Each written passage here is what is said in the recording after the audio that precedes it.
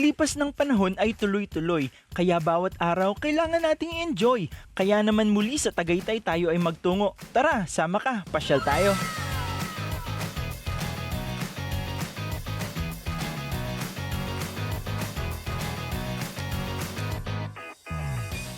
Eto nga at madaling araw ay nagsimula kaming bumiyahe kasi gusto naming abutan ng sunrise doon sa People's Park in the Sky. Kaso pagdating namin ng Santa Rosa ay nakaramdam na kami ng antok kaya eto, dadayo kami ng tulog dito. Dadayo kami ng kain din sa McDo. Talaga namang effective ang kape nila pagdating sa puyatan. Maya-maya pa ay nagsimula na kaming bumiyahe ulit. Konti na lang ito at makakarating na kami sa Tagaytay. Galing sa San Pablo ay inabot din kami ng 3 oras na biyahe pero okay lang dahil madaling araw ay walang traffic at malamig ang biyahe. Noong una akala namin wala kaming hamog na aabutan sa daan pero noong umabot na kami sa mas mataas na parte nitong Tagaytay ay nagsimula ng kumapal ang hamog. At noong umabot kami sa People's Park, ito ang inabutan namin. Tingnan nyo!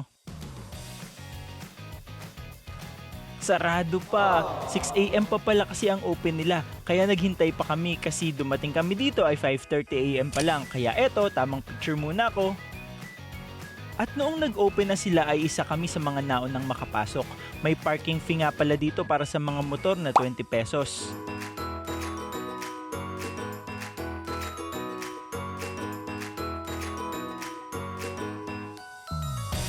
Sobrang ganda at lamig ng paligid, yung bang tipong hindi namin ito nararanasan araw-araw.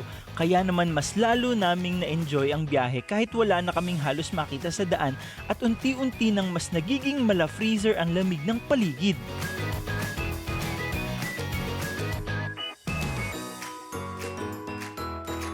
Mahal, malamig ba?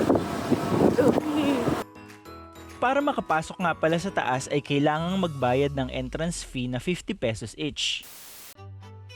O siya, tara na sa taas para abutan pa natin ang sunrise. Iyon naman kasi talaga ang ipinunta namin dito. Let's go!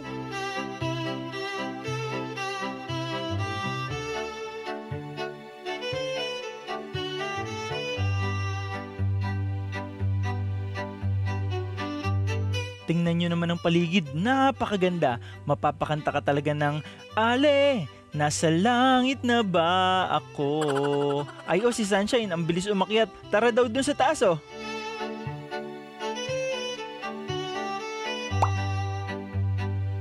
Wow! Iba talaga ang effect ng paligid kapag mahamog. Akala mo'y nasa Baguio na pero Tagaytay pa lang ito ha.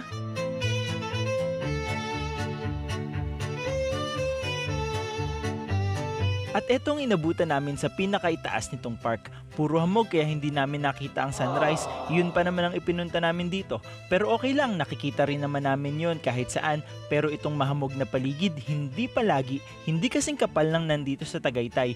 Maging mapagpasalamat pa rin dapat tayo kasi ang ibinibigay ni Lord ay higit na mas maganda kaysa sa gusto nating makuha. Thank you, Lord!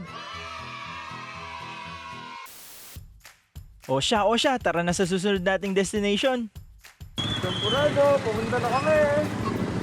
Champo Dome dito sa Tagaytay. Excited na akong matikman ng champurado na natatakluban ng chocolate dome tapos bubuhusan ng mainit na gatas hanggang sa matunaw ang dome at ma-reveal ang masarap na champurado. Tara na!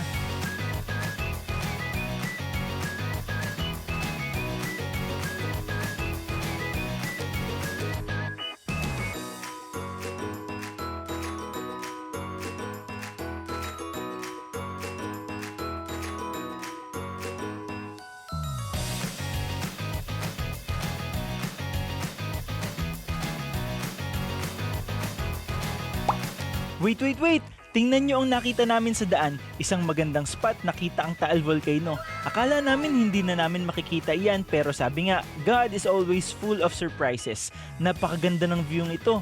Akala namin hindi namin yan makikita dahil mahabog at maulap kanina pero ipinakita ni Lord ito ng napakalinaw. Thank you, Lord!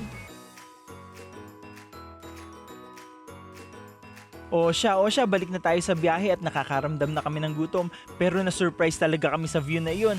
Sa mga nakakaalam, ano kayang lugar yon para mapuntahan din ng iba? Palagay nga po sa comment section. Salamat! O siya, nandito na tayo ngayon sa ating kakainan. Dito nga pala ito sa Damgo Cafe and Restaurant. Tara, pasok tayo!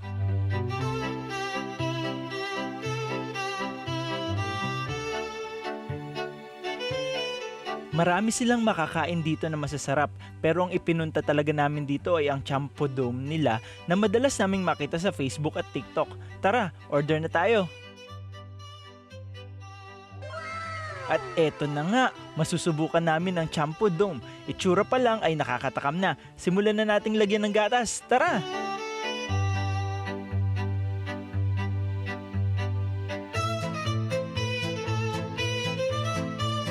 O diba ang galing, nakaka-amaze naman kumain nito. May kapartner pa yung danggit na malutong. O siya, tara na, kain na tayo. Sabi, tiyan mo yun. Na-enjoy namin ang pagkain at pagstay namin dito. Masarap ang food, maaliwalas ang place at napaka-accommodating ng mga crew nila dito. Kaya subukan nyo na rin, for 180 pesos ay meron ka ng masarap na umagahan. O siya, tara na sa susunod nating destination, SVD Farm dito pa rin sa Tagaytay. Tara na, puntahan na natin.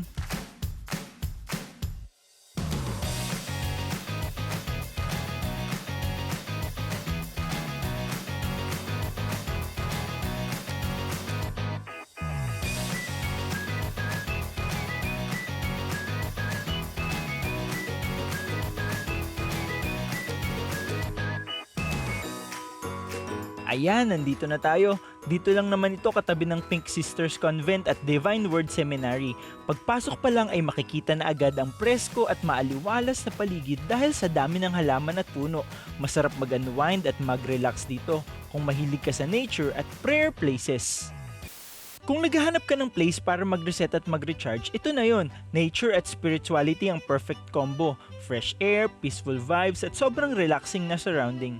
Perfect ito for family bonding, retreat o kahit solo reflection time. Minsan ang kailangan lang talaga natin ay isang tahimik na lugar para mahanap ulit ang tunay na peace. Maraming mapapasyalan dito kung gusto nyong pumunta. Mayroong fish pond, chapel, taniman ng gulay at hindi lang yan. Kung abutin ka man ng gutom dito ay mayroon na ring cafe at kainan. Aside from that, pwede rin kayong pumunta sa souvenir store nila para mayroon kayong pasalubong pag-uwi. O diba kumpleto na dito, nakapag-enjoy ka na, nakapag-relax at nakapagdasal ka pa. Take note, walang entrance fee dito. Pero syempre, kailangan nating igalang ang lugar para na rin mapanatili ang katahimikan, kagandahan at kabanalan dito sa SVD Laudato Si Farm. Tara, pasyal tayo!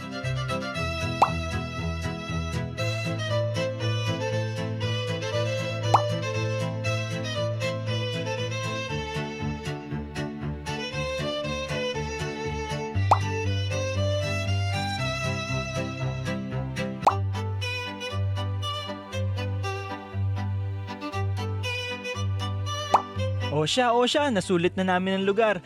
Nakaka-relax naman talaga lalo na't galing kami sa mahabang biyahe. Kaya kayo, bumisita na rin kayo dito.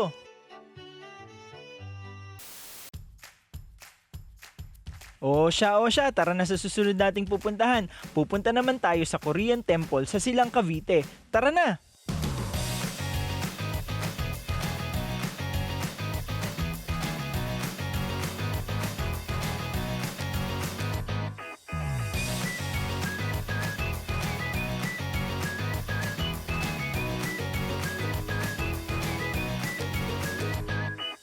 Sa biyahe namin papuntang Korean Temple ay may nadaan kaming simbahan ni San Antonio ng Padua.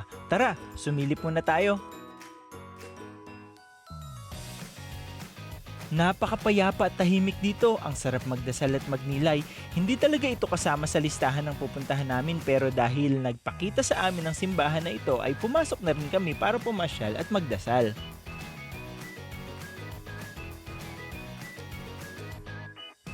At syempre, hindi mawawala ang selfie. Kailangan yan para may alaala kaming babalikan pagtanda namin.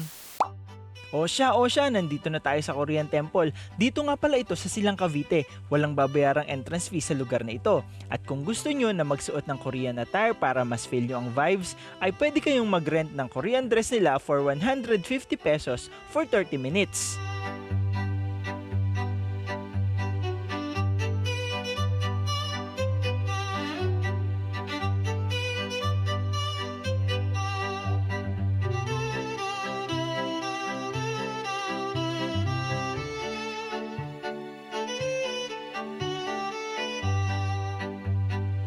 O siya, picture-picture muna kasi napakaganda naman talaga ng lugar na ito. Para kang nasa Korea talaga. Sa ngayon, dito muna tayo mag-Korea mahal ha. Hayaan mo at makakarating din tayo doon.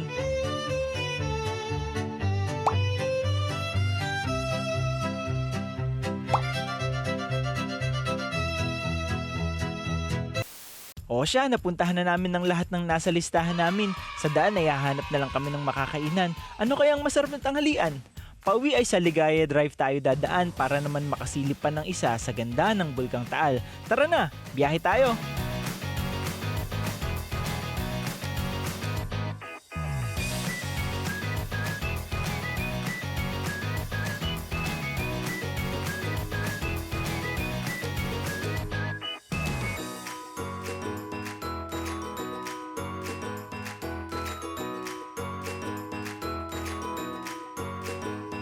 Sa mga gustong dumaan dito palabas ng Tagaytay ay mag-iingat lang at magdadahan-dahan kayo. Matatarik kasi talaga ang mga likuan dito kaya panatilihing i-check ang inyong preno at kondisyon ng sasakyan.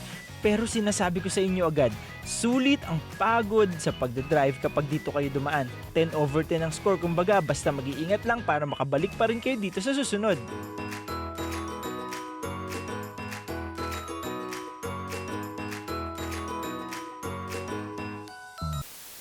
O siya, kakain lang kami tapos diretsong uwi na. Tandaan, hindi man natin makuha ang gusto natin, laging may mas magandang inihahanda si Lord para sa atin.